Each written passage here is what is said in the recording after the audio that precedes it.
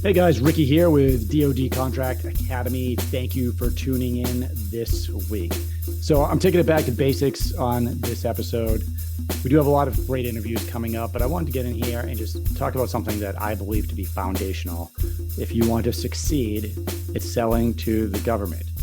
And I've had a lot of conversations lately where companies were aware of this. I have talked about this on previous episodes, but I think it's good to always come back to this. And I've struggled with how I was going to name this episode. I think I finally landed on don't respond to RFPs. I'm saying that a little bit tongue in cheek, but there's some core truths that you need to understand about how the acquisitions process works, right? So at this point, you probably understand that the government does not buy things the way you and I buy something. You know, the government has been regulated since the birth of the country on how they're going to buy things from Congress, from different agencies. At one point in history, there, I think in the 80s, they did a study, there were over 60,000 pages of acquisitions regulation governing how the government buys something from a company, which can make it seem pretty complex. And there's a lot of things you got to think about, but here are some points that I want you to consider. So whether you've been doing this for a while and it's just good to have a refresher, or you're new to the game, I want you to think about these things. So some initial questions you want to ask yourself are, does the government buy what I sell? You can go to usaspending.gov and find this out pretty easily, right? In most cases, the question or the answer to that question is going to be yes. I mean, the government's the biggest spender on earth, at least so they say. And if there is a bigger spender on goods and services from small business owners in particular, but all companies at large, I'd like to know who that is, right? So regardless of whether or not that's true, they are a huge spender and they buy just about everything that you can think of. So first you confirm, do they buy, or you answer that question, do they buy what you sell? The answer is probably yes. How much of it are they buying? That's going to give you a good sense of whether or not you should be going after opportunities. Again, in most industries, that number is going to be large, and it's definitely going to be worth at least considering going after some of these contracts. The next thing I ask myself is, who in the government is buying what I sell? So I want you to remember, most people in the government can't buy anything from you. And it's usually not the user. Usually the user of whatever it is that you sell will never be able to buy anything from you. You're targeting acquisitions officers, typically. You're targeting program managers. In some cases, we're working with users as well, but we want to understand who's doing the buying. This is something else we can do with government research tools. So, and then the third thing is, how does the government buy what you sell? Okay, so those are some things we want to answer right up front before I get into my main thesis here, right? So once we know that the government buys what you sell, once we know the major agencies and the acquisitions offices within them that are really the big spenders in your area, and we know how they're buying. So are they using something like a GSA contract to buy what you're selling? Is there an avenue for simplified acquisitions or sole source contracting? There's lots of different methods that the government can use to put a company on contract, but you want to understand what those are. You don't want to go out and get a GSA schedule if the government doesn't use GSA to buy your particular product or service, right? And this is actually a pretty good thing to touch on, because a lot of companies they have a very surface level understanding of how the government buys things. They see GSA and they're like, oh, I'm going to go get this schedule. And then, the work's going to start coming in, and then they get it after 6 months of trying and probably spending money, and then nothing comes in, right? So, in some things, like if you're selling office supplies or something, you're going to see a lot of that going through GSA. But there are other industries, even software to a certain degree, depending on where your focus area, where you might see GSA only make up 10% of the sales or 20% of the sales. So it really depends. And we can see with very precise accuracy how much of this is going through the GWACs, how much of this is going through GSA, how much of this is sole source, how much of this goes to small businesses. We can see all these numbers because the government has to report their spending. And this is one nice thing about selling to the government. Okay, so we've done our homework, right? The government buys what you sell. There's probably 2 or 3 main ways that the government is making purchases in your category. We know who's doing it. So now the question is, what do you do, right? And so this is where the title comes from, because I've had several companies come to me recently, and this has happened throughout while I was in the Air Force, as a program manager and after as a consultant. I still hear it. I hear it enough where I think maybe periodically I just need to get on the podcast and state this. If your first engagement with the government is responding to an RFP or an RFQ, that's a request for proposal or a request for quote, meaning you registered your company, you're in Sam.gov, and you see that RFP, and this is where the government, this is the official process where the government is asking for bids on something. They have a requirement, they have money, and they want the companies out there to bid on that.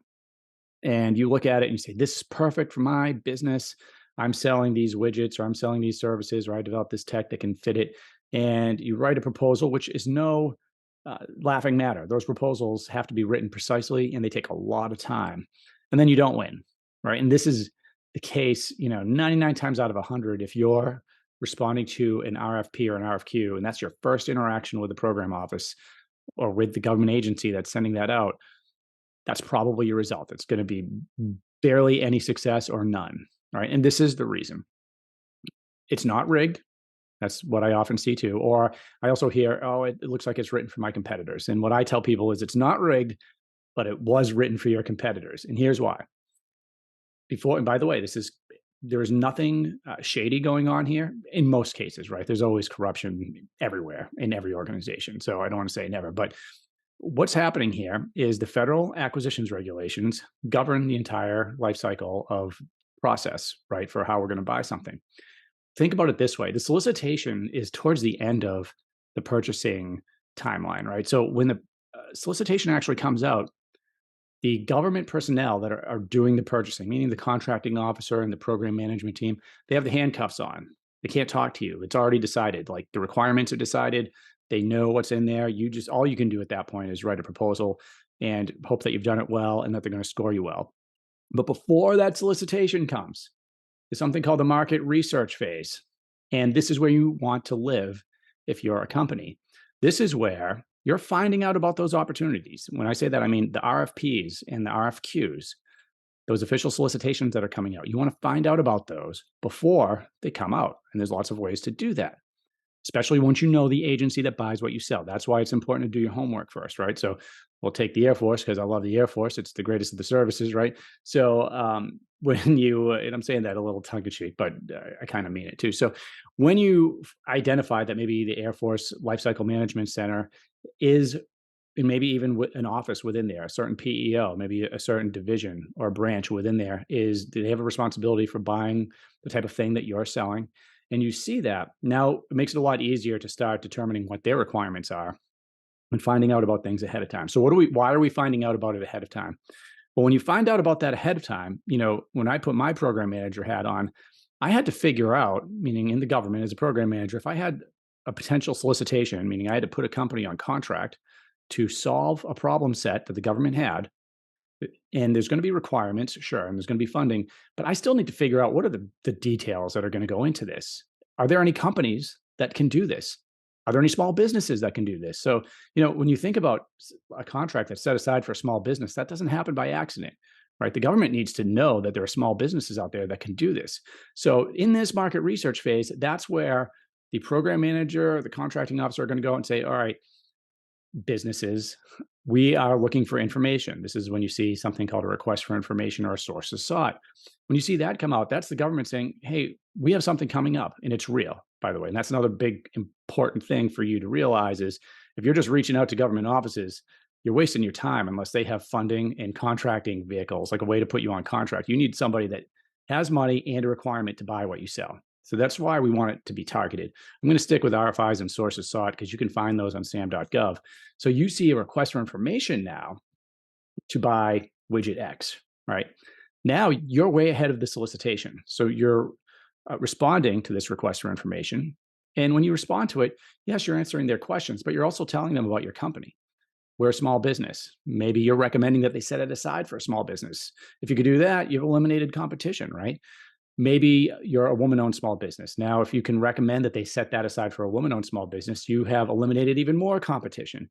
But you're not just doing that. You're trying to provide value here. You're trying to help the program office. They need to write that solicitation. So you want to help them write that. You want to put everything in there, as much detail as you can, so they can put a solicitation together that is not only going to benefit the actual requirement and the warfighter, if it's a military or government agency, But also these are things that your company can do. Might be you can recommend past performance or certifications that you have. You can recommend, if you have GSA, you can recommend that they use GSA as the contract vehicle. There are a lot of things that you can do here to influence this, so you have a better opportunity to win when the solicitation comes out. Right now, what else can you do? Well, you respond to this. You don't just respond to it. You confirm that they receive it, but you also want to request a meeting with the program office. In this phase, in the market research phase, you can do that. You can request to sit down with them, give them a demonstration, give them a presentation. It doesn't mean that they're going to put you on contract, but it certainly means they're going to know who you are. They're going to understand what you do a little bit better, and they might take all of that into account when they put that solicitation together. Now, in some cases, this may never even get competed, right? You may be the only one that can truly solve the problem for the government, or the only one that responds. So that could equal just a contract between you and the government agency. Something else that's happening here is when you're meeting with that office, if you respond to something like this, that's your way in for that meeting. And when you have that meeting, not only can you influence this, but you can ask them, hey, do you know anybody else that could potentially use our product or solution? And if they know, they're going to try to help you. I always tried to help small businesses. You'd be surprised, they're going to want to help you. And if they have a program manager or somebody in the military or in a government agency that they know have that requirement and have funding, they'll point you in the right direction. So now that's opening you up to possibilities that you didn't even know about before you sat down there. So now let's take this situation. In the first one, you were just responding to the RFP and you didn't win, right? And it looked like the solicitation was written for your competitor. But now in this situation where you already, in situation 2, what I just explained, you responded to the RFI, you had a meeting, talked to them, you recommended a bunch of things. Now that solicitation comes out and it looks like it was written for you because you helped them write it. Does that mean you're going to win? No, you might not win. You still have to write a proposal that it's still going to be reviewed and scored, but you're much more likely to win. Think about it. You helped them write it. They know who you are. In addition to that, you're going to know more about this because you've asked them, you had a meeting with the office. You've been asking them questions.